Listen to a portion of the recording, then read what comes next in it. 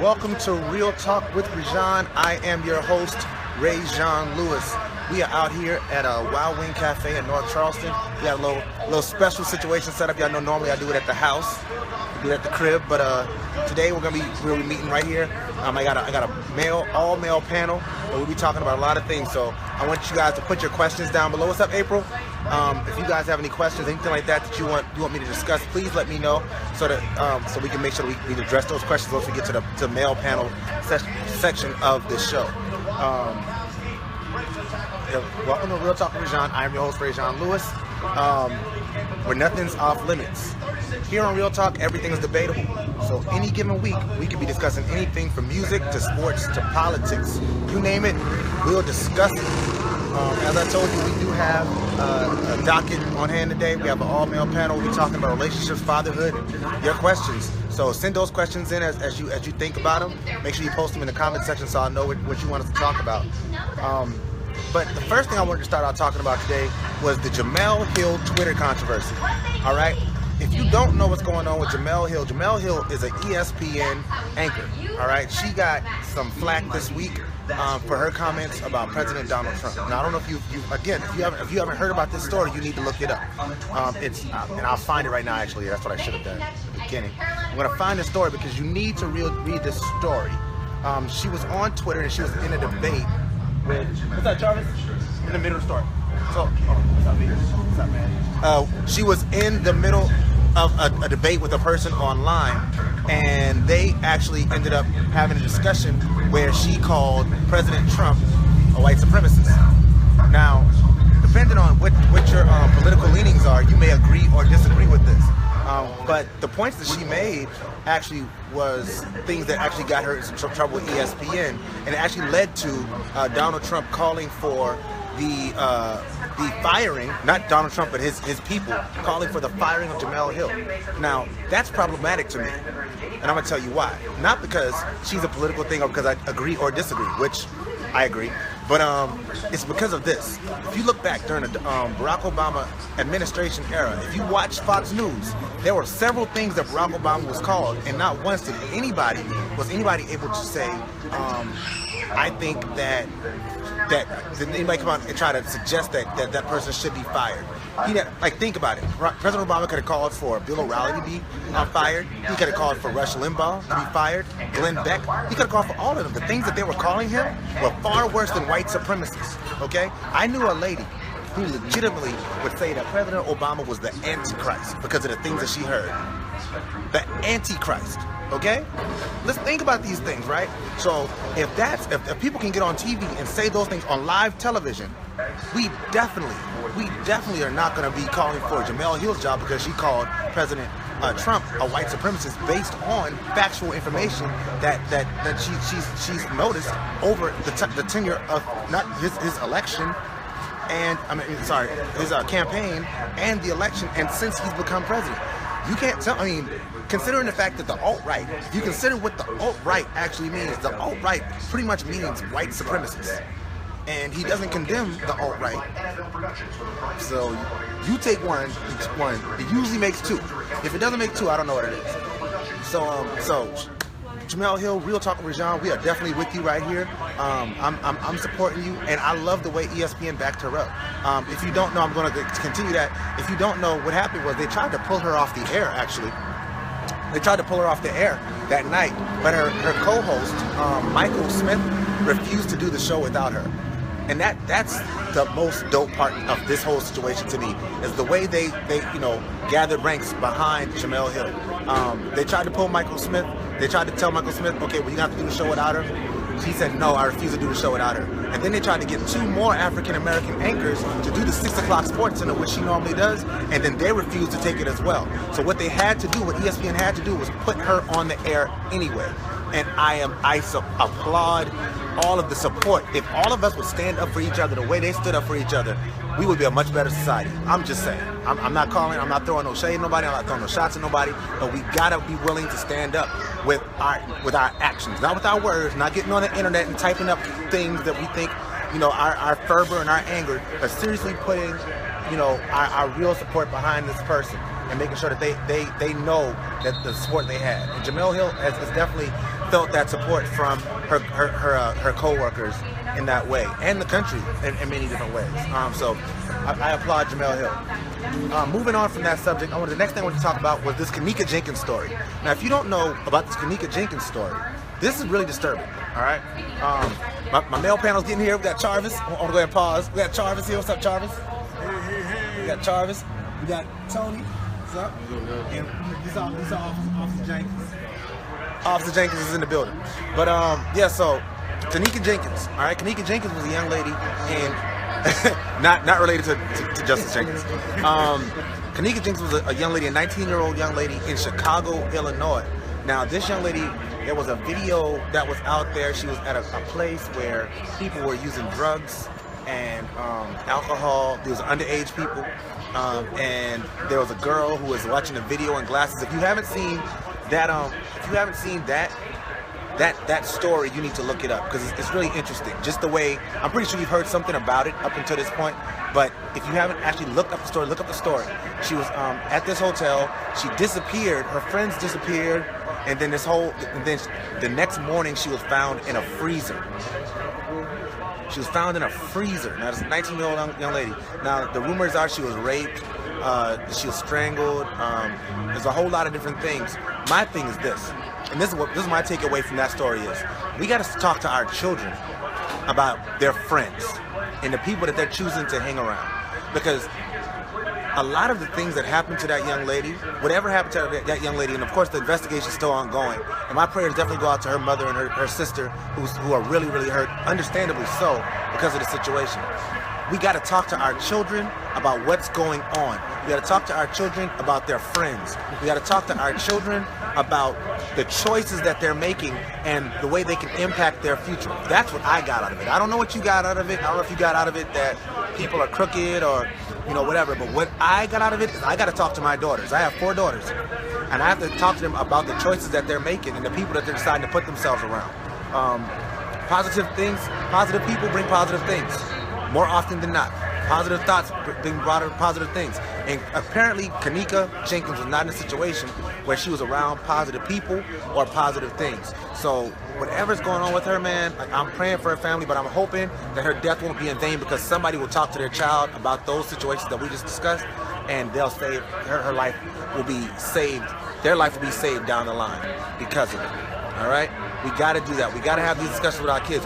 We can't be our kids' best friends, y'all. I know that popular thought the gag is they were buying our organs and it was a setup.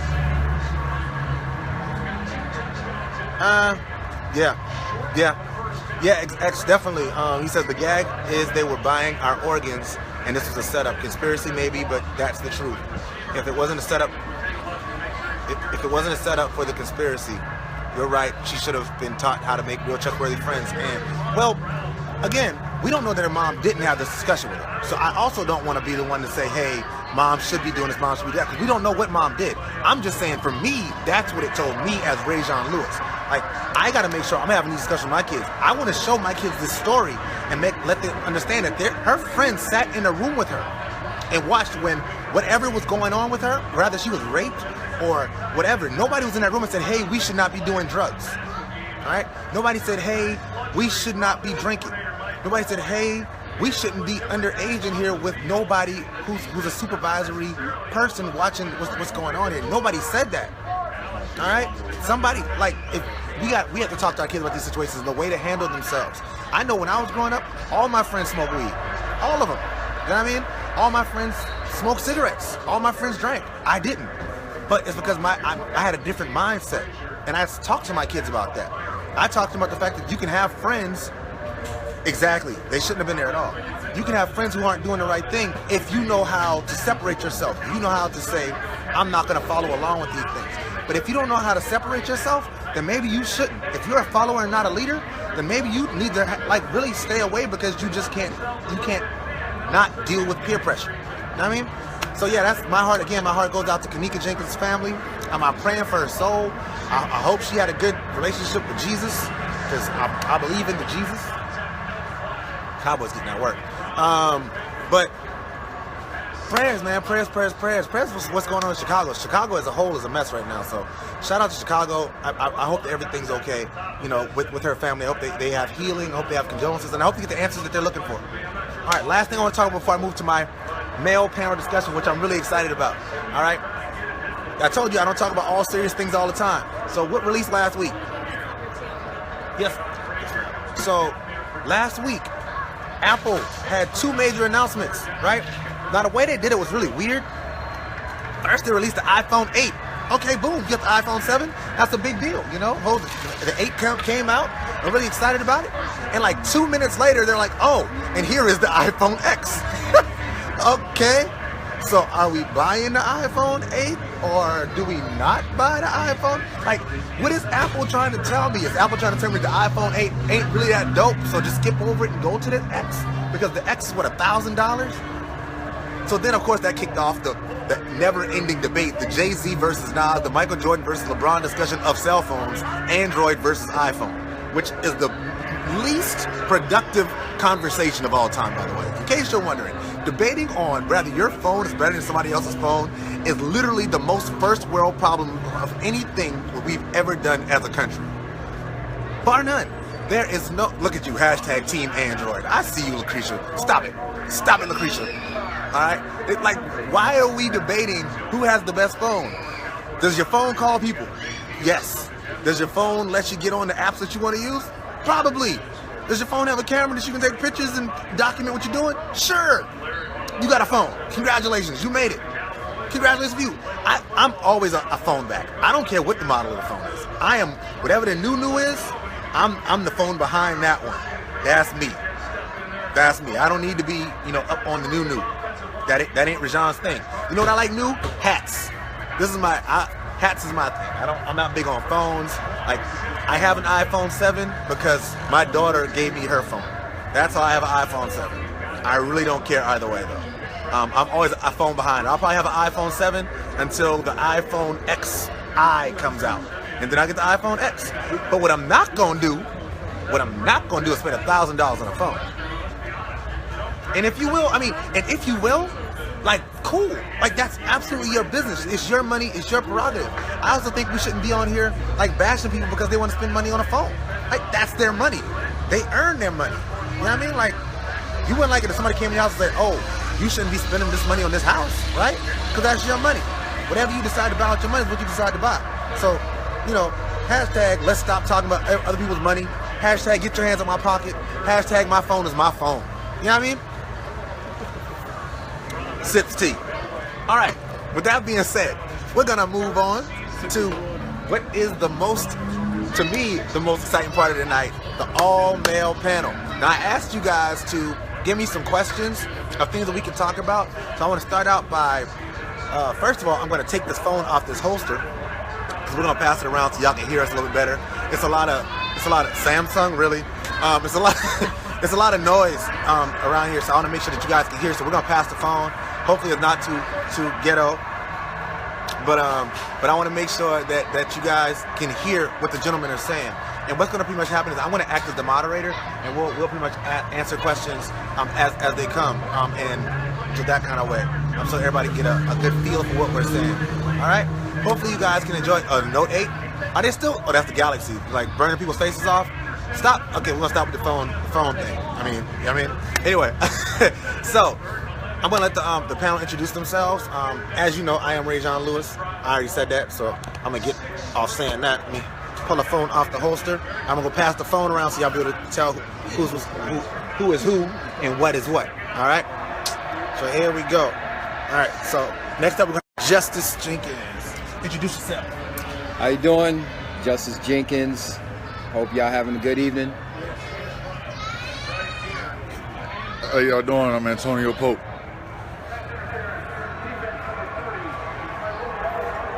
That's your man, that's your brother, that's your cousin, that's your uncle, nephew, Charvis Woods. Not baby daddy. Not your baby daddy.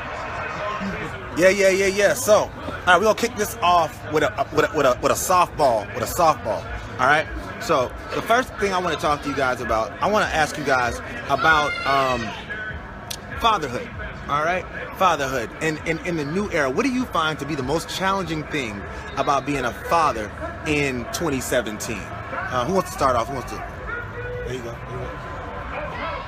I think that one of the hardest things of being a father in these day and ages is technology. Technology is definitely something that is taking children to a different level, which is making parents have to become more creative to really stay involved and in tune with what's going on with their children's everyday, day-to-day life. So that's it for me.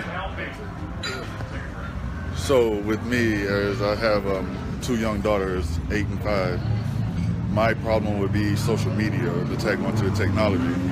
Because as they grow up, I know it'll become more and more evolved. So just to kind of keep them knowledgeable of what social media is and how social media works, that's going to seem to be it's getting to be a bigger and bigger problem. Want to get away? Now you can. Southwest Whoa, brother, drop it down. Drop the phone. I would honestly say is competing with social media.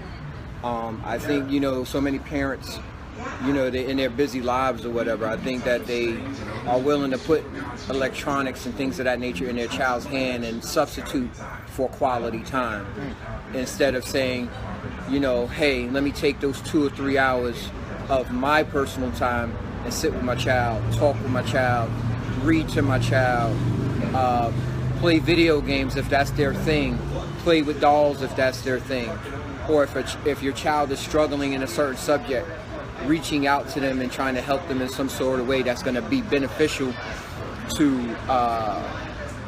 what they're studying and things of that nature. Those are the things that I have noticed in today's society when you're talking about parenting in 2017. Yeah, man. So I definitely agree. And again, like I said, I'm the moderator, but I also have feelings about, the things that we're talking about.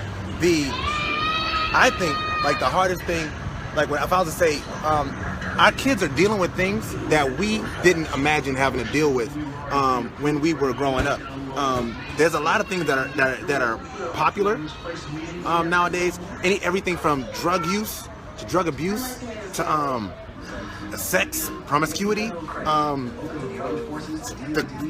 homosexuality. You know what I mean? Like, it's all right there. It's all right there, and it's all so, like, they have to deal with it at such a young age before your mind is really ready to process these things. So that's the thing that really I find difficult is that social media piece, because there's so many things that our kids can get into.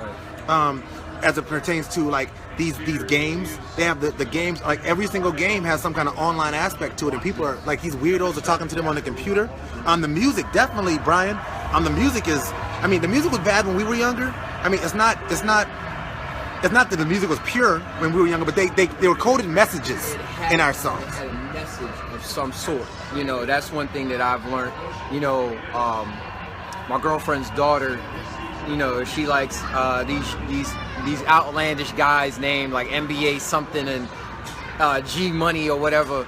And my question for a lot of these young kids today, as a police officer that works inside the schools, I ask them, what message are you getting out of the music when you are listening to it? I said, one of my favorite artists, Nas. There was a lot of different things. He talked about the flashy clothes and all that stuff, but he talked about education. He talked about being a better person. Yeah. Jay-Z did the same thing. Biggie, all these different artists that were in I guess you want to call us the 3rd generation babies, because that's pretty much what we are. We were. Now we're now we're dealing with the 4th and 5th, 6th generation kids or whatever. Yeah. And they're just all over it. Like now, TV has even kind of changed the thought process of kids now. Yeah. Kids are on this thing where, wearing the girls wearing the long weave in their head, wearing the tight clothes, or getting these injections and things like that, and thinking that's cute. The boys or whatever, I don't understand the skinny jeans, the the haircuts, you know, or I asked one kid, I said, hey, do you know where dreadlocks come from? Yeah. Do you know the origin? Do you know the relation to it?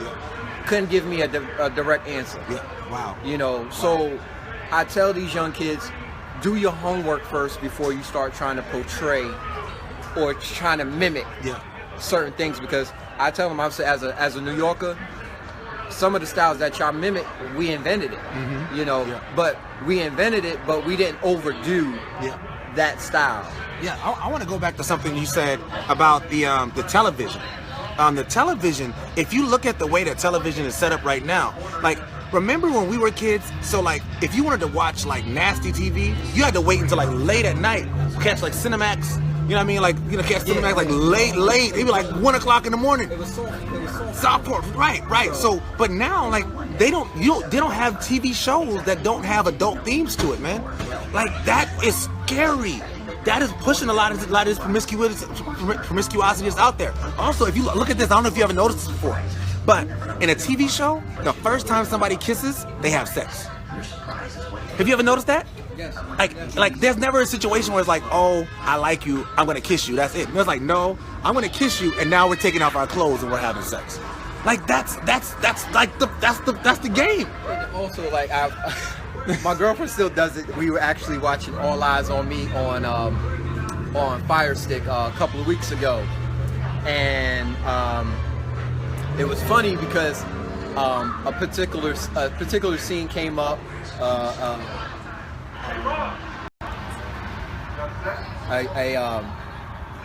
A young lady was in a thong or whatever. She was very bottom heavy and everything like that. And she was like, bottom heavy. Hey, we were Facebook Live in it, so her daughter, we was like, her daughter was like, bottom heavy. So I was sitting up here like, okay. She was like, hey, you need to fast forward this. I'm over here like, okay. So, and some parents are still there. Yeah. You know, that traditional turn your head or close your eyes while this is still going on. Right. And then there's others where they're just sitting up here. They, you know, we in the movies and the kids is just sitting up there just like this with their moms. Yeah, about, Yeah, man. So I had the craziest thing happen the other day. My son went to sleep early. He's 4 years old. He went to bed early. We had bad weather and all that, and then he woke up and he cleaned his room.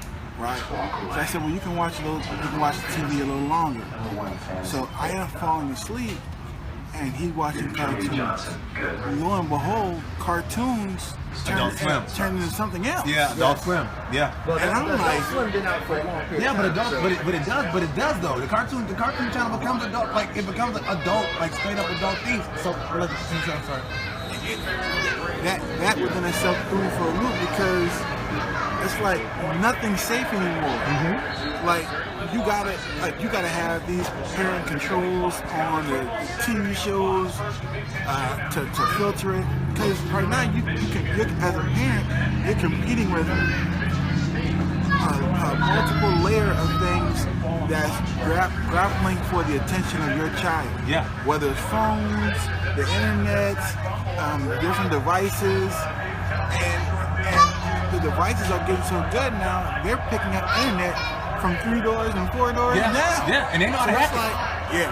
So even if you take the internet away, they're still able to like get on the internet, because it's like, oh well, I know the hack to get to the neighbor's one. I know how to get on this person's one. I know how to get into this person's one. So you got to be so vigilant as a parent in 2017. Like it's it's only going to get worse, guys.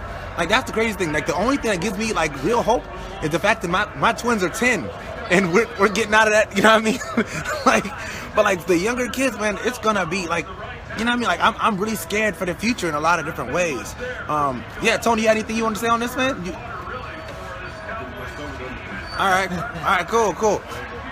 Word. So yes, I mean we see a lot of comments here. They say on the YouTube videos, dude. Oh my gosh, yo, YouTube videos are like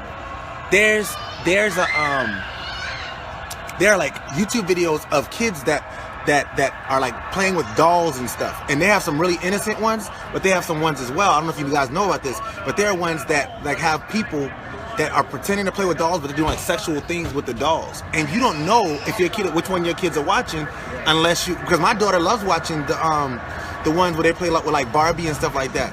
But I had started being like, look, let me make sure I know what's going on with the ones that you're watching, because if not, she could be watching them make Barbie and Ken have sex, and I don't even know it. You know what I'm saying? These are themes that kids are being exposed to at 6, 7 years old. I mean, how many times I've been in church? I mean, I don't know what church I'll go to, but the church, you know, I'll be at church and I've seen people with their kids just sitting there watching YouTube videos all through church. You don't know what these kids are watching during church. You don't know what games these kids are playing during church. So you got to really, really be vigilant when it comes to dealing with these things. There was a question I wanted to get to. Yeah, parental control definitely bad. There's a question I wanted to get to that somebody was asked. One of our viewers actually asked about being a parent of being a single mother, and what advice would you give a single mother raising their child in these times? Because of a single mother of a boy in 2017. What kind of advice would you give them? And I want to, whoever wants to take it first. All right, we'll start with you, Charvis. You got it. The first thing I would say to a single mother raising a boy is understand exactly what your role is as a woman. Yeah. The natural nurturing instinct of a mother is to try to corral that child with as much know-how as she knows how. But you got to understand that when the Creator created these things, you know, a man was supposed to teach the boys how to be a man, and a woman was supposed to teach the girls how to be a woman. So if she's in a situation where she's by herself, the first thing I would say is try to find some positive men in her life that can be of assistance. And in the event that there is none, then seek out a local organization that can provide that. Vet them, check out the track record, see what they've been doing, how long they've been in existence, see the fruits of that labor, and see what they've been producing, and then stay involved, because you know, as we evolve in time, within 2017, we've lost the whole community aspect of parenting, right? So we got to get back to all those things to cultivate the children. That's what I would say. Tony, I want to get you next. Tony, you ain't saying nothing. No, but he hit on the points that I was going to hit on. Understand which roles that you serve in that young boy's life. Then I know he's your son and everything. I know you want to protect him and all those good things. But at the same time, and he hit on it again, the community. Find out who's in the community that can push you to be beneficial to your son. Like most of us are in a mentoring group. Look for help in those aspects. Not necessarily saying that you need the help, but to have positive role models in your young man's life, whether it be the high school basketball team, football team, middle school, like I said, the mentoring program, or it could be a rec league somewhere, and I'm talking sports-wise, but it can also be like, you know, any academic thing as well. I know they have those around, but find an avenue to where you can find those role models. The church, most of the time, the church is a good place to go. But it's things like that to where, as a woman with a single child, those will help very well. But back to what I was saying, you know, as far as, you know, just making sure that you are pushing your young daughter in a positive direction, and making sure that, hey, you know, that they know that you're there, you know, and other small little knickknacks that have been issues over years to come, and there's still going to be issues no matter what, is not bashing the parent that's not in the picture. Wow, yeah. I think so many people, I'm gonna use the word people because women are not just the only parents that do single parent work. There's fathers out there doing single parent work. Yeah, man. And when you start doing this whole bashing the other parent because that parent's not that parent is not with you, or they're not doing what you want them to do, that's not fair. That's not fair to the child, because now that you're putting that child in a situation where they have to choose on whose side they need to take, instead of sitting up here saying, all right, well, you know, my pops is there, or my pops might be dealing with, mom might be dealing with something or whatever. But let's just make sure that we continue being positive in a lot of different areas other than, you know, not only school but at home, because that's where it starts at. I wanna piggyback a couple of things you just said there, because you made some very key points about one. The first thing that you said that was, all of you guys said it. Find somebody. All right. Listen. It takes a village to raise a child. Back in the 19s, 20s, 30s, 40s, we didn't have a whole lot as a people. You understand me? But what we did have was each other's backs. You know what I'm saying? If I was in a neighborhood and I did something wrong, and I noticed because both my grandmas lived around the corner from one another. If I did something wrong, every single adult in that place had the ability to discipline me. Not necessarily beat me, but they could talk to me. They could tell me, ReZsaun, you're doing the wrong thing. They could address me because I had the respect. They had we had the expectation that it was the entire community's job to raise me, to make sure that ReZsaun was okay. Nowadays, if you talk to somebody's child and that's not your child, they tell you, well, you should talk to me. Don't talk to my child. You talk to me. No. They shouldn't be talking to you. They need to talk to your child. You know why? Because you're not always around. And your child needs to understand that they have to respect other adults other than just you. So that's one thing that I would definitely tell any parent, whether it be a single parent or a two-person home parent, no matter what. It takes a village to raise a child. Your child should respect more than just you. And especially as a single parent, you need as many hands on deck as you can possibly get. So don't have this attitude like, well, nobody should be able to talk to my child but me. That doesn't benefit your child in the long run. It won't.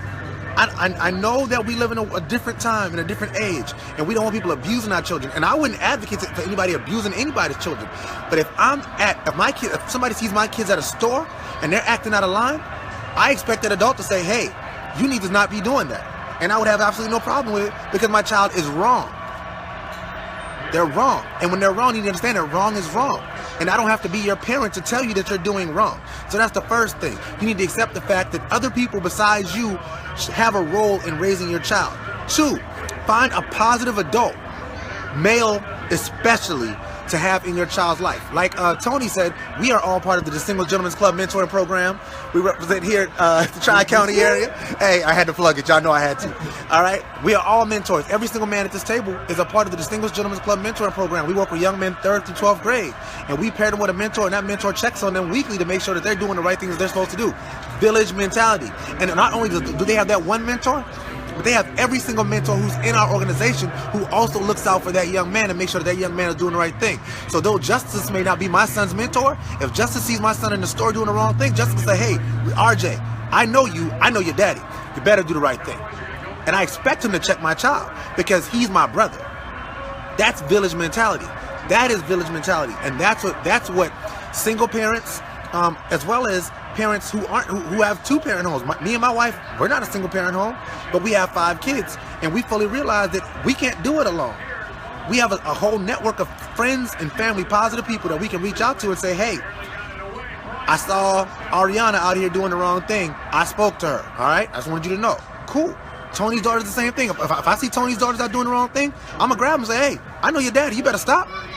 And I'm gonna tell him too. You know what I mean? That's key. Find him a mentor. Find your child a mentor, especially boys and girls both need mentors, but y'all know where I'm at is mentoring young men. All right? Young boys need mentors. Find him somebody positive who will talk some good game in his ear. Also, make sure that he understands. The last thing we're going to talk about is when Justice was talking about not bashing your the child's father or mother, whoever's not in that child's life, because this is the part we don't consider with that. The other person that's in that helped create that child is a part of that child.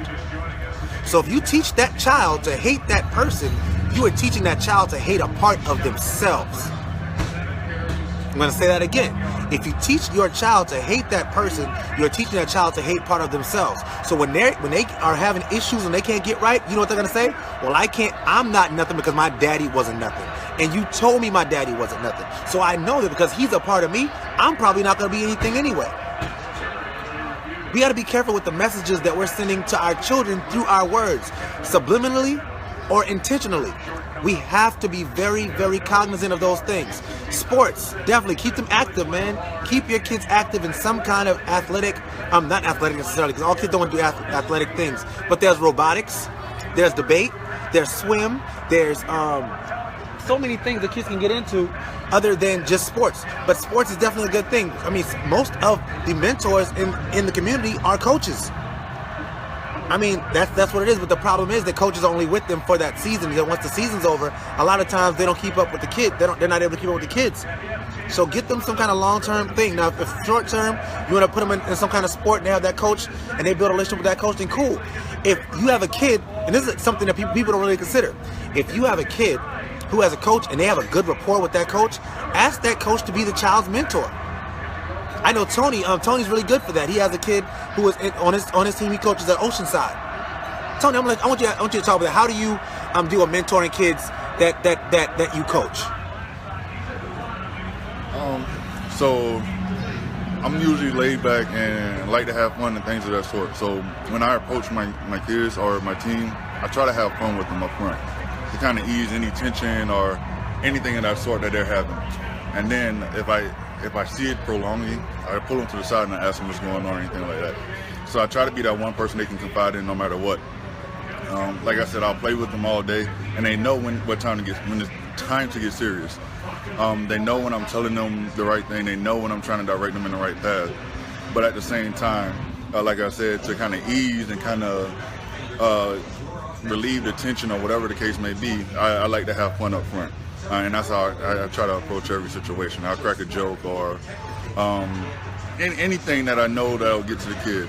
And like I said, sports is, as far as me mentoring, sports is kind of my niche. So I'll end up starting off with the sports, ask them what their favorite NFL team, favorite basketball team, something like that, and then pick a player off that team or whatnot, their favorite player, and then we'll talk about that favorite player, ask them if they want to be like that person or whatnot, and kind of break the tension that way, and then ask them, what are they doing to get to that person's level or get to where their person is. So that's how I kind of approach my mentoring, and then once I get the feedback off of that, now I know how to tailor my approach to that kid.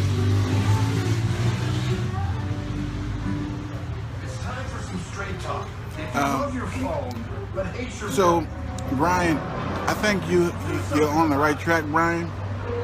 The only thing I would say about that is the roses. Sometimes them kids can be a little out the way of some of the roses. But me personally, I'm looking at the positive in that. The fact that they want to go out there and do something to get it versus robbing and stealing to get it, right? So I can take that and do something with it because I see that there's a desire there. If there wasn't a desire, then it would be hard to probably break in and break that cycle with them. Hey, what's going on, Kenyon? And to kind of hit on that same point, like you said, selling of the roses, that's something they want to do. So to grab a mentor, to kind of point them in the right direction, to show them how to use that to better that, that's awesome, because they can get that same mentor out there in the world with bad intentions. So if he has that drive to sell roses, make sure he's getting the right mentor to show him how to do it the right way. And definitely, especially when we're talking about the boys selling roses, I definitely feel them, at least they're trying to be industrious. They're trying to go out there and they're trying to make something happen for themselves. If they had a lemonade stand, would we have a problem with that? Probably not, right? If they were selling newspapers, would we have a problem with that? Probably not. So what we can do is we can take those young men and we can say, hey, I see you have a mindset, an entrepreneurial mindset to try to do something, to try to sell these things. Well, let's see what we can do to guide you in another direction. What's something we can do? Let's try to find you a business that people won't try to push you off the side of the street doing. Maybe we can get you, stocking vending machines or something like that. There's so many different things that they can do. Like, let's take this Rose money, get you a vending machine, and now you just run this vending machine, and that's what you do. You just collect money from this vending machine all the time. Now you're doing something that you like doing. But as far as just shunning the kids for selling roses, and I definitely understand what you're talking about, because it can be annoying, when they you know what I mean? But they're not robbing nobody. I mean, I know so many kids. I know kids, those kids' ages when I was growing up, that were robbing people, man. Like, legit. And those who are on my timeline who were doing the robbing, y'all know who y'all are. I'm not gonna shout y'all out. That's wrong. But y'all know who y'all are. There was breaking and entering. There was doing home invasions. You know what I'm saying? I'm dead serious. So I thank God these young men are being industrious. Let's try to find a way, instead of finding ways to put those kids down, let's find a way to build those kids up and help them to find a path that would let them use that. Even kids who are selling drugs, right? Hey, you have a mind to sell drugs. You have a mind to do these things. Let's try to use that mind and put it towards opening your own business, right? Let's do it in a positive way, instead of just saying, oh, they're bad, this is a bad thing, they shouldn't be doing it. And I definitely understand the sentiment of it. Like, it's not premium that these kids are out here doing it, but I'd rather them doing that than so many other things they could be doing. I'm just saying. So that's a really good point. But I want to thank you for saying that, Brian. Said it can go down the wrong path without proper guidance. Exactly, and that's why we're talking about taking those things and making them into a positive. We want to make it into a positive. The focus should always be taking them from where they are to where they should be, no matter what that situation is. And to kind of go back to the selling drugs, I was actually talking to a young guy the other day, and he was like, well, he's making quick money. I want to be just like him. So I flipped it on him. I was like, well, he's a business owner. Say he's the CEO of this company. He's showing you how to get the money, right? So flip that and turn that and learn everything that he's doing and make it your business, but do it the right way. He's showing you pointers and things to better yourself as far as business-wise, but he's just doing it the wrong way. So take those pointers and change it and do it for good.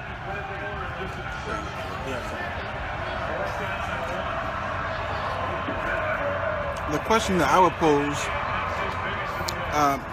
to my fellow panelists and those watching is, how do we translate to the parents to allow us to cultivate in their young men?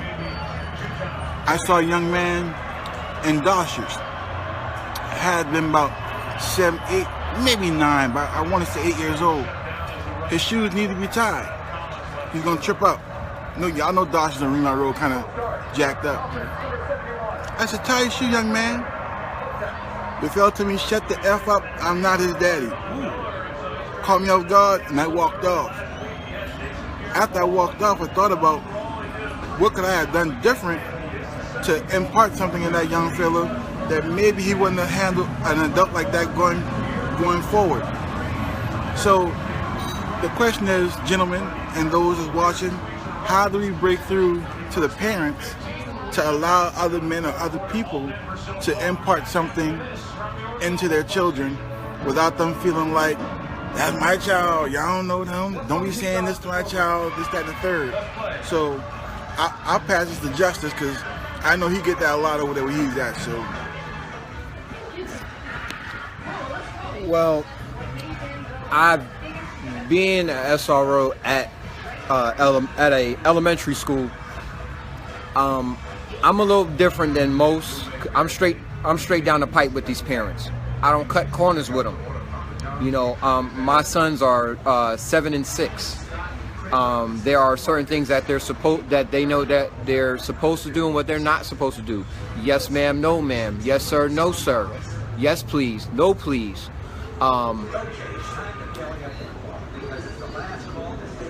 I politely tell these parents in a way that they kind of understand that, yeah, there is some guidance that needs to be there for your young man, your mainly the young boys, because I had one, I actually had 2. He did it very politely. He rolled up on me and says, hey, I know you, and being a police officer, you enter my personal space. That's not something that I'm comfortable with with at that time, especially with kids being so, intrigued by what's on my Batman belt, as I like to tell them it's called. I had another young fella, real young. He probably had to be about maybe 7, 8 years old. He's in class, and he really, had that real deep Geechee talk, and it just kind of threw me. I'm looking at this boy like, and so when I met his mama for the first time, because she had to come to school to deal with him, I said, hey, moms, your young man is kind of strong, and I said it in a sense where he was very street savvy for a 7 to 8 year old boy, and I felt like, all right, we do mentor. I said, hey, I do mentor in my downtime, other than being a police officer, other than coaching and things of that nature. If you're interested, hey, I can send you the information. I can reach out to somebody that's able to give you this information or point you in the right direction for that type stuff. But he's eventually going to get into some type of trouble. She didn't take it in any offensive way or a negative way or whatever. She knows. So that lets me know that these parents today, they know that their children have been exposed to certain things that they shouldn't have been exposed to, that is somewhat crippling them for the next level. And I talk to a lot of these kids, and I try to get them to understand middle school is a different ball game than elementary school. Middle school is different than high school, so forth. And I just think that you have to find your own spin to address certain issues with these parents, with a parent or whoever it is. Anybody else? Because I just saw this comment where, it says the parent or the parents doesn't understand or realize the effect it can have when them themselves aren't equipped to steer them in a proper way. So me thinking on that comment is basically a pride thing. When the parent is so prideful that they believe that they can handle it themselves and do it all by themselves, that's a problem in itself. We do need others to help. We do need to lean on our brothers every now and again, our sisters every now and again. I do it myself. I'm a grown man. I still need help from my brother. So being a parent as well, with two girls, I can't do that by myself, especially me being a male as far as two girls. So I have to lean on their mother. I have to lean on my cousins, my aunts, my mother, the people, my co-workers, the school. I have to lean on those guys. That's the only way, because I cannot teach them everything that they need by myself. And I know that for a fact. Pride is a big thing, and we have to put that aside sometimes. Yeah, let me. I had, when he was talking about pride, I had one situation. I had my sons for the holiday break. They were, of course, we had spent time at my girlfriend's house or whatever. And it was one particular situation, and she addressed me with it and let me know, like, no, you couldn't, you shouldn't have did it that way or whatever. And I kind of snapped at her a little bit, because I said, I got this, I'm good, and she wasn't doing it out of disrespect, but she had a different parenting style of doing things and stuff like that. And just like we all do, like, I do believe that, hey, as parents, certain things we should be doing, certain things that we shouldn't be doing. And I say this to say that back in those days, back when I was coming up, you got in trouble by when you got in trouble, everybody had a hand on you. So, in the projects I grew up, 4th floor, everybody whipped my tail, or I got in trouble for every little thing, and all it was helping my father teach us and train us to be better young men. So I understand that now, being a father of 2 young boys and trying to instill in them certain qualities, teaching them right from wrong. Yeah, and I mean, And just going back to your original question, like, it really has to get back to a village mentality. Like, we have to let the pride go. I cannot raise my kids on my own. I would love to think that I know everything. I would love to think that I can do everything, but I can't. I really can't. You know who it takes? It takes everybody in your neighborhood. It takes everybody in your social circle. It takes everybody in your child's school. Now I'm going to stop at the school piece, because too often, we demonize teachers to our children. You demonize children. We demonize the police. We demonize the people who are put in your child's life to help your child. Now, are there bad teachers in the world? Definitely. Are there bad police officers in the world?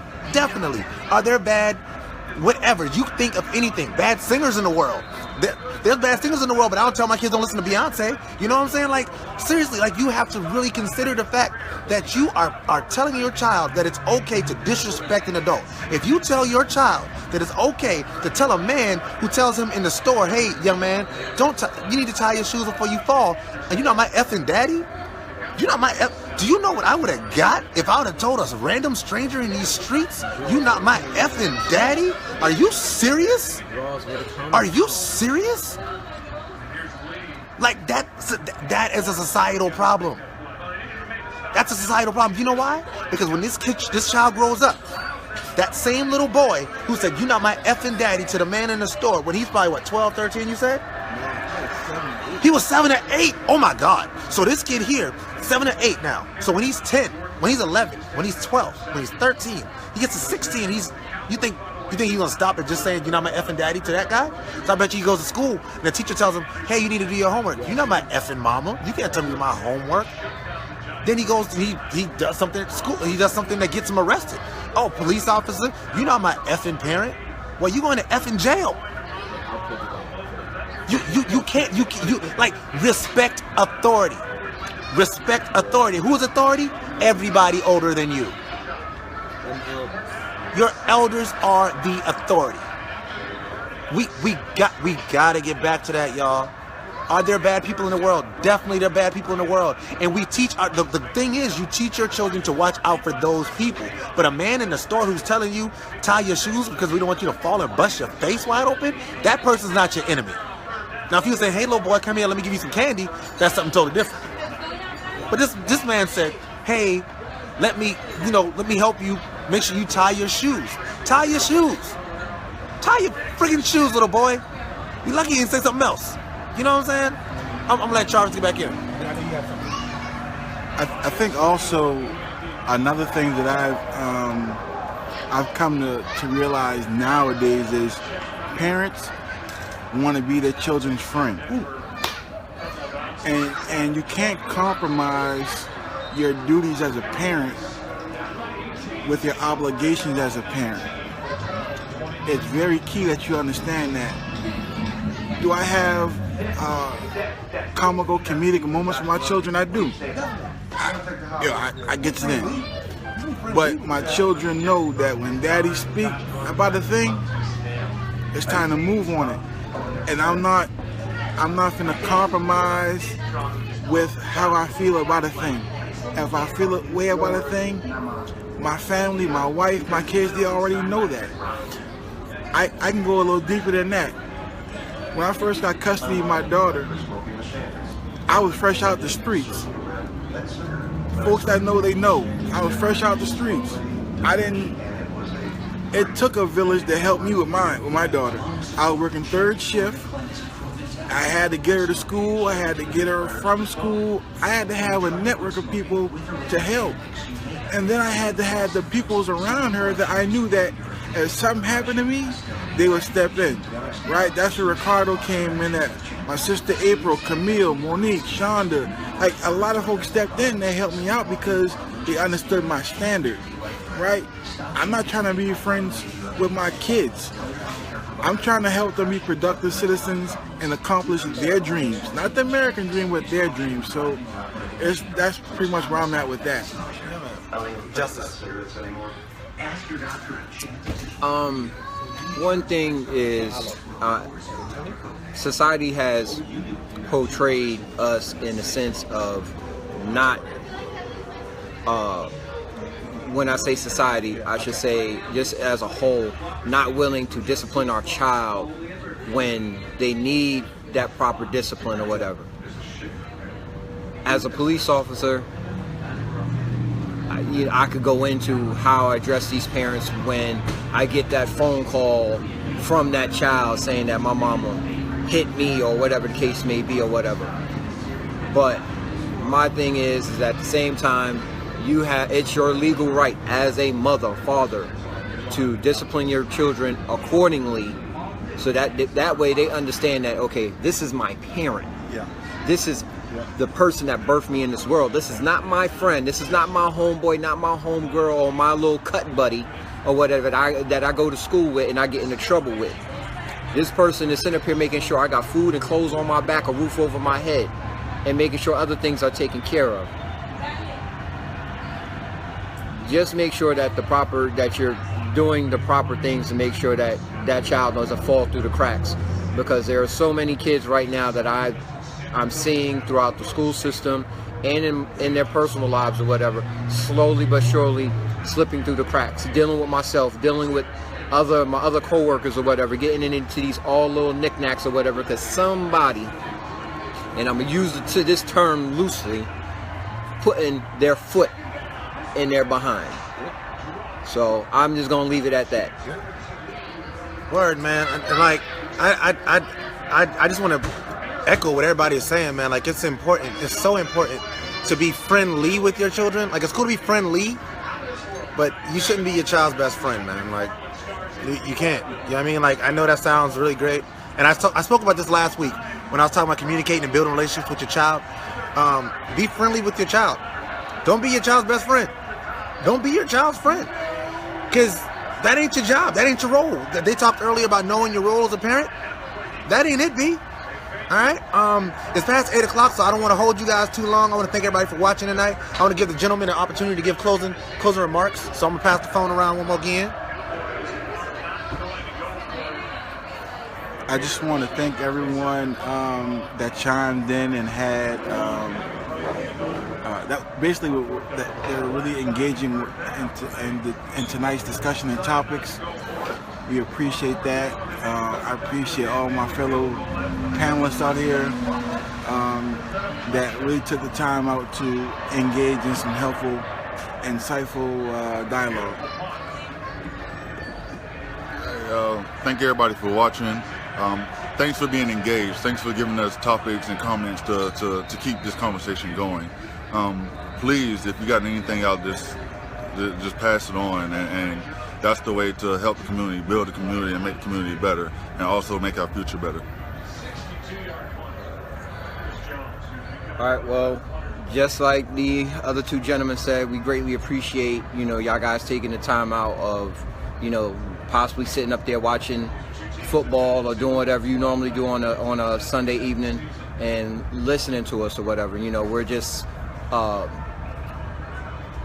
it's a lot of us that feel the same way, feel so passionate about our young people in the world today, wanting them to have a better life. I want a better life for all the children I come encounter with, not just my own, but every single last one of them. If I'm able to pass something on or whatever, that's the biggest thing.